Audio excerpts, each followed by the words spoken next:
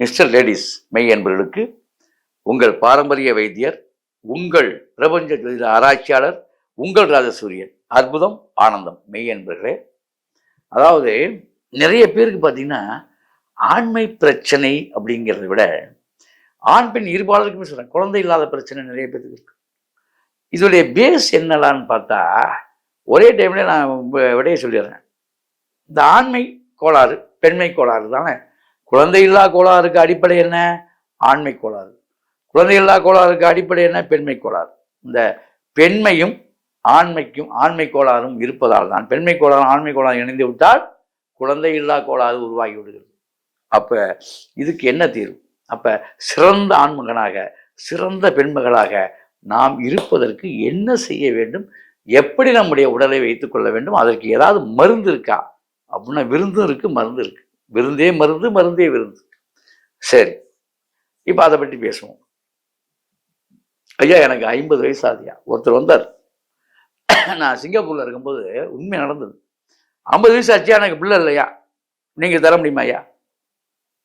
ஐயா, உங்களுக்கு பிள்ளை இல்லை என்பதற்கு உங்களுக்கு மருந்து நான் தர முடியும் அப்படின்னு. காமெடியா இருக்கா? அப்ப அவர் சொல்லிட்டு சொன்னேன், மருந்து தருகிறேன் என்று ஒரு மகா, அதுதான் இப்ப உங்களுக்கு சொல்ல போறேன்.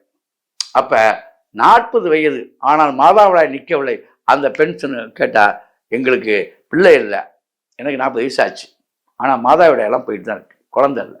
சரிம்மா, அப்ப மருத்துவர் டாக்டர்கிட்ட காட்டினீங்களா? டாக்டர் என்ன சொன்னாரு கேட்டோம். அவங்க எல்லாம் செக் பண்ணிட்டு எல்லாமே நல்லா தான் இருக்கு. எப்படி? எல்லாம் நல்லா தான் இருக்கு, ஆனால் பிள்ளை இல்லை. கருப்பம் தங்க மாட்டோம். நாளையா நாட்டு வைத்தியம் பூரா பண்ணிட்டேன்யா. சரி, இப்படிலாம் இருக்காங்க. யதார்த்தமா நம்ம பேசுவோமே, எல்லா வைத்தியம் பார்த்தாச்சுங்க, ஒரு இளவும் நடக்கல. இத மாதிரிலாம் இருக்கு. அப்ப ஏன் அப்படின்னா அதுல ஒரு விஷயம் இருக்கு. அன்றாடம் நீங்க சாப்பிட்றீங்களா உணவு, அது சில பேர்த்துக்கு ஆகாரமே சேதாரத்தை உண்டாக்கி விடுகிறது. கர்ப்ப சேதாரத்தை உண்டாக்குது. வேற ஒன்றும் இல்லைங்க. உடம்புல இருக்கக்கூடிய 10 வகையான காற்று மிகும், அதாவது மிகினும் குறையினும் நோய் செய்யும். தமிழ் சொல்றது, நான் சொல்லல. எதா இருந்தாலும் சரி, அதிகமா போனாலும் நோயா மாறும், கம்மியானாலும் நோயா. அப்ப சரியாவே வச்சுக்க முடியுமா? எல்லாமே நாடி நாடி 3 நாடி, ராஜநாடி, வாயு, பித்தக்கமம், சரியா நம்மள பெரிய ஞானியா நம்ம சரியா வச்சுக்க? அதெல்லாம் கிடையாது. நம்ம ஏதோ கிடைச்சா பிரியாணியை சாப்பிட்டு போயிட்டு இருக்கோம். நம்ம எப்படியா இதெல்லாம் சரியா வருமாயான்னு நீங்க கேட்பீங்க. அதுக்கு தான் நான் என்ன சொல்றேன், உங்களுடைய நிலைப்பாட்டில் நீங்கள் கவனமாக இருக்கணும். வேற ஒண்ணும் இல்லை, சிம்பிள் விஷயம். இந்த குழந்தை இல்லாத கேஸ் எல்லாம் இருக்கீங்கல்ல, யார் யாருக்கெல்லாம் குழந்தை பேரு, அதே மாதிரி ஆண்மை பிரச்சனை இருக்குல்ல, இவங்க ரொம்பலாம் எதையும் விட வேண்டாம்.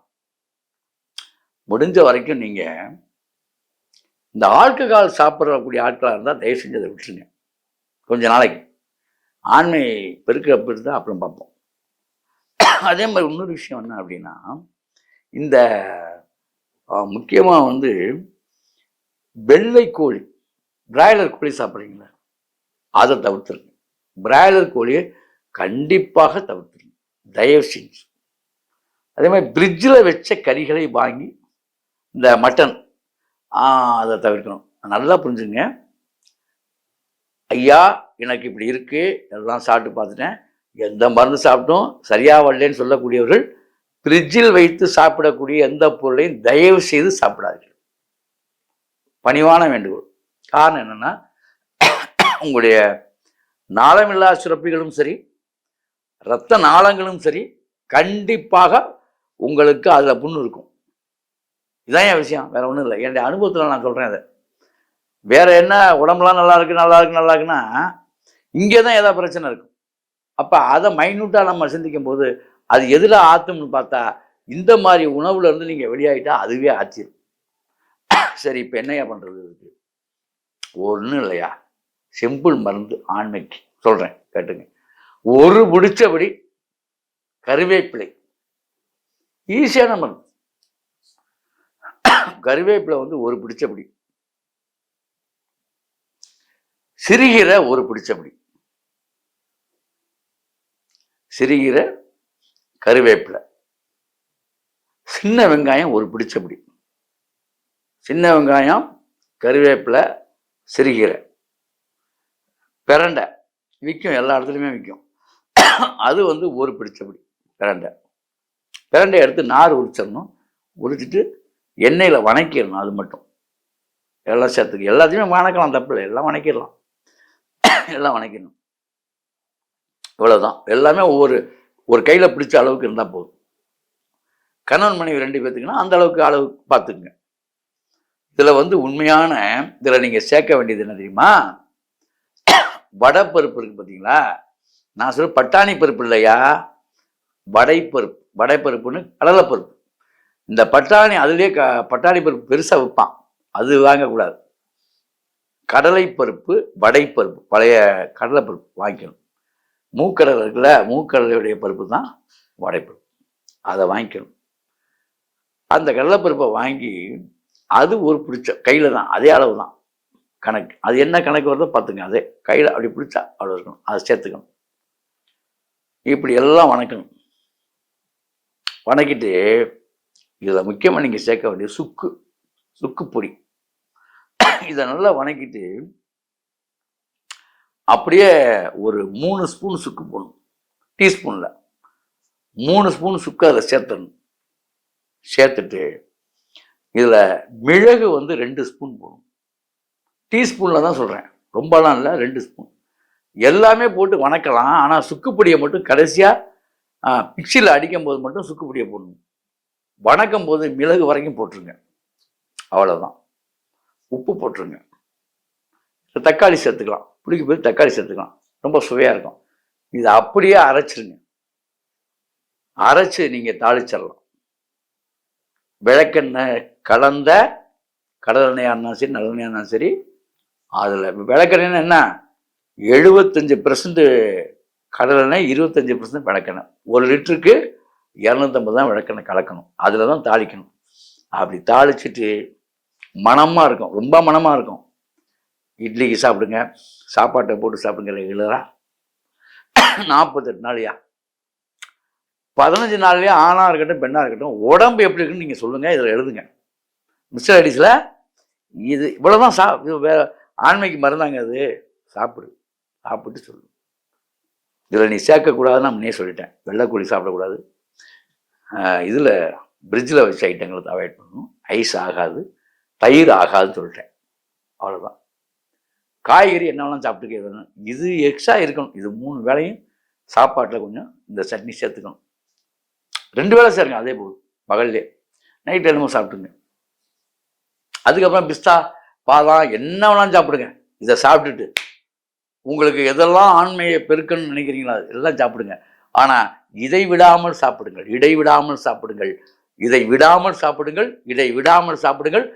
15 நாள்லேயே பலன் தெரியும். வீரியம் கிடைக்கும்யா, பக்கா வீரியம் கிடைக்கும்.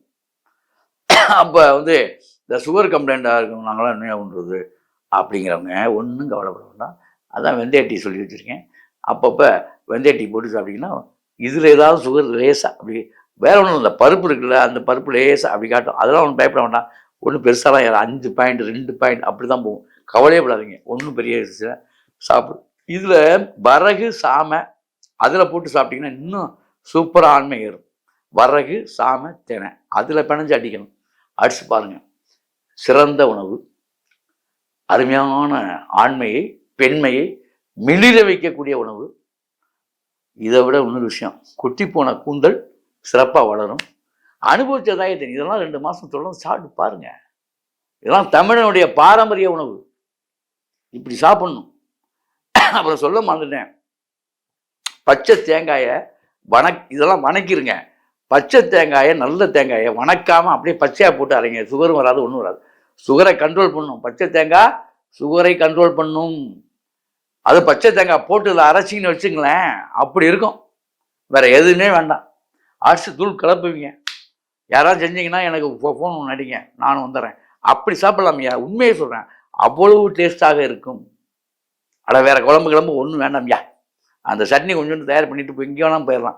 சாப்பாடு கொஞ்சம் வாங்கி பிணைஞ்சு அடிச்சிங்கன்னு வச்சுங்க, அப்படி இருக்கும். இதில் சாமை, தினை, வரகுன்னு அடிச்சிங்கன்னா பைல்வான் ஆயிடுவீங்க நீங்கள். சரியா?